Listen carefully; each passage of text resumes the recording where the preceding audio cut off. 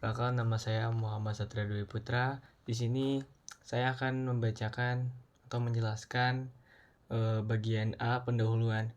Nah, yang pertama itu, apa itu sistem saraf?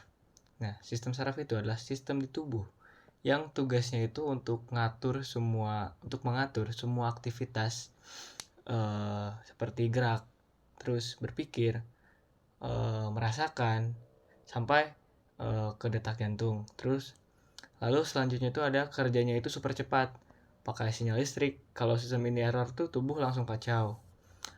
Selanjutnya itu yang nomor 2, kenapa sih ini tuh penting buat kita pelajari? Nah, jadi dulu penyakit saraf itu paling sering pada orang tua kayak stroke dan juga polio. Namun sekarang tuh nambah masalah baru kayak screen time yang berlebihan, stres karena sekolah, kurang tidur, sampai cedera karena kecelakaan motor. Dan banyaknya itu anak muda sekarang itu eh, bahkan ada yang mengalami stroke di umur 20 tahunan itu karena mereka terbiasa atau lebih sering menggunakan smartphone-nya hingga bahkan sampai pada tertidur ataupun posisi tubuh yang kurang bagus menyebabkan stroke.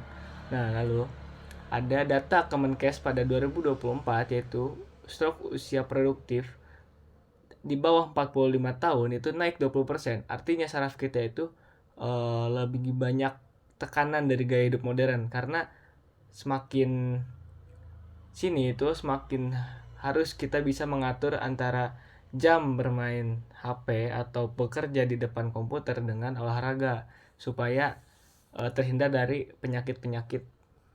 Jadi di sini ada B, bagian-bagian sistem saraf dan fungsinya. Yang pertama, sistem saraf pusat, otak, dan sumsum tulang belakang. Nah, otak. Otak adalah pusat komando. Ada otak besar untuk mikir, otak kecil untuk membuat keseimbangan, batang otak untuk napas dan jantung. Isu sekarang yaitu kurang tidur dan kebanyakan scroll TikTok bikin otak gampang lupa, susah fokus, istilahnya itu brain out.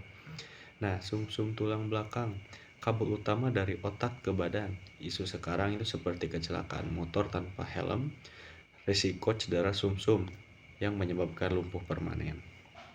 Yang keduanya ada sistem saraf tepi atau saraf ke seluruh tubuh. Yang pertama ada saraf sensorik, yang dimana saraf sensorik ini berfungsi sebagai pembawa info. Contohnya, ketika kulit kita terkena air panas, kita akan merasakan panas karena kulit akan memberikan info kepada otak sehingga kita bisa merasakan panas tersebut. Yang kedua ada saraf motorik, yaitu membawa perintah dari otak ke otot seperti kita menggerakkan tangan kita, kaki, dan lain sebagainya. Selanjutnya ada saraf otonom, pengatur yang otomatis seperti detak jantung dan juga keringat. Isu sekarang itu seperti stres ujian yang membuat saraf otonom aktif terus. Jantung deg-degan, mah kambuh, dan susah tidur. Terus ada sel saraf atau neuron, unit terkecil sistem saraf.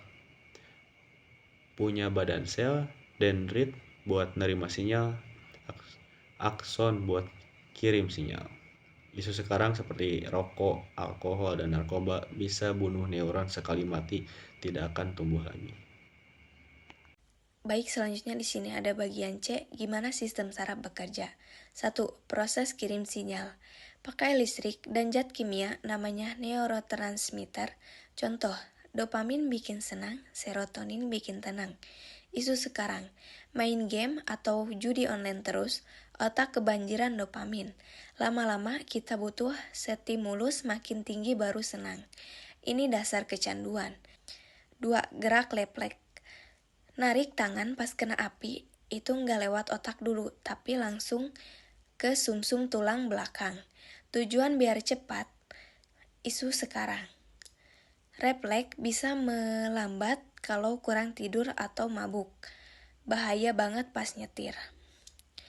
Di sini ada bagian D yang bikin sistem saraf gangguan. Yang ke-1 cedera fisik. Ada gegar otak, kebentur pas olahraga atau jatuh dari motor. Gejalanya pusing, muntah, lupa kejadian. Terus ada saraf kejepit, duduk kelamaan posisi salah, nyeri punggung sampai kaki kesemutan.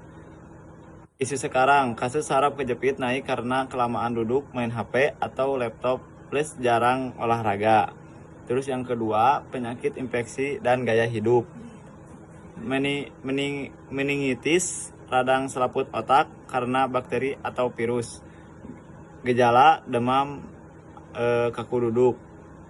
Terus ada stroke, pembuluh darah, otak pecah atau tersumbat, bulu penyakit lansia. Isu sekarang, stroke usia muda naik karena darah tinggi dari makanan asin, kurang gerak, bergadang atau ngepep. Nikotin bikin pembuluh darah kaku. Terus yang ketiga, gangguan mental. Otak juga ngatur mood. Kalau neurotransmitter nggak seimbang, bisa muncul cemas berlebih dan depresi.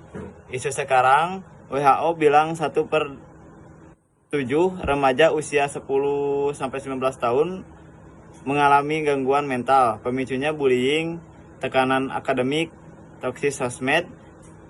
Ini juga penyakit saraf, bukan cuma kurang iman. Yang cara jaga kesehatan otak dan saraf. Yang ke-1, yang bisa kita lakuin sendiri, tidur yaitu minimal 7 jam sampai 9 jam pas tidur. Bersih-bersih sampai kurang tidur atau sama dengan otak lemot. Batasi screen time, aturan 20 sampai 20 tiap 20 menit. Lihat layar, istirahat 20 detik yang jauhnya 20 kaki. Olahraga, lari atau senam 30 bisa numbuhin sambungan neuron baru. Makanan otak atau ikan, telur, kacang, bagus buat melindungi saraf.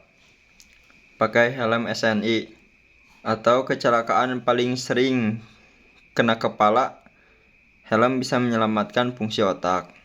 Yang kedua, yang butuh bareng-bareng, stop bullying dan bikin lingkungan sekolah yang sportif. Edukasi bahaya nafza dan miras oplosan yang rusak saraf permanen. Kalau teman menunjukkan tanda mau menyakiti diri, ajak ngobrol ke guru BK. Untuk kondisi darurat, hubungi 119 atau layanan kesehatan mental 24 jam. Lalu kesimpulan, sistem saraf itu kayak kabel listrik tubuh. Kalau putus atau koslet, semua fungsi bisa mati. Ancaman zaman sekarang bukan cuma jatuh dari pohon, tapi juga dari layar HP, stres, dan gaya hidup. Pesan penting, sel otak gak bisa regenerasi kayak kulit. Rusak karena narkoba atau alkohol sama dengan rusak selamanya. IQ dan mental health itu aset, jaga dari sekarang. Tidur cukup, gerak aktif, minta bantuan kalau overwhelmed. Otak sehat sama dengan hidup berkualitas. Mungkin cukup sekian dari kelompok kami. Mohon maaf bila ada salah kata atau apapun. Assalamualaikum warahmatullahi wabarakatuh.